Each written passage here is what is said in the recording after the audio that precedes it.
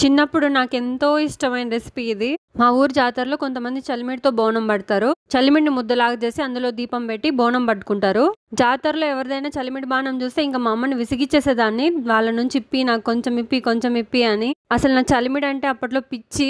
ఇన్ని రోజులుగా ఎప్పుడు ట్రై చేయలేదు కానీ ఫస్ట్ టైం ట్రై చేస్తున్నా. ఒక 4 గ్లాసెస్ రేషన్ రైస్ తీసుకున్నాను. వాటిని నానబెట్టి ఓవర్ నైట్ మార్నింగ్ లేసి అవి తడి అంతా ఆరిపోయే వరకు ఆరబెట్టాను. ఇంకా ఆరిపోయిన బియ్యంని మిక్సీ పట్టుకొని జల్లించేసుకోవడమే. జల్లించేటప్పుడు కింద వచ్చిన పిండి ఒక్కొక్క వాయిగా వేస్తాం కదా, అది ఆరిపోకుండా ఇట్లా ముద్దలా చేసుకోవాలి. తర్వాత ప్యాన్ లో నెయ్యి వేసుకొని పచ్చి కొబ్బరి ముక్కలు ఫ్రై చేసుకోవాలి. నార్మల్ గా మా పక్క ఈ పచ్చి కొబ్బరి ముక్కలు అవేం వేయరు, పల్లీలు వేస్తారు. ఇంకా వేయించిన పల్లీలు వేస్తారు, టేస్ట్ బాగుంటది. కానీ పచ్చి కొబ్బరి కూడా మంచి హెల్తీ కదా, అందుకే నెయ్యిలో వేయించేస్తున్నాను. ఇంకా అదే ప్యాన్ లోనే 4 గ్లాసెస్ రైస్ కి 1.5 గ్లాస్ బెల్లం తీసుకున్నాను. స్వీట్ మాత్రం సరిపోయింది.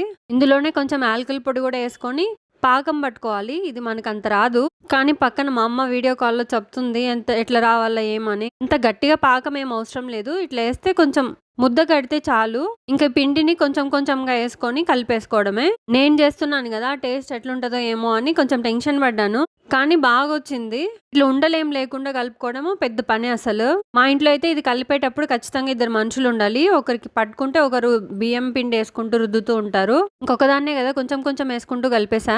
ఇంకా లాస్ట్ లో ఎండు కొబ్బరి ముక్కలు కూడా వేసుకున్నాను. టేస్ట్ అయితే వేరే లెవెల్. అసలు నేనే చేశానా అనుకున్నా. మీరైతే ఒక లైక్ ఇచ్చి సబ్స్క్రైబ్ చేసుకోండి.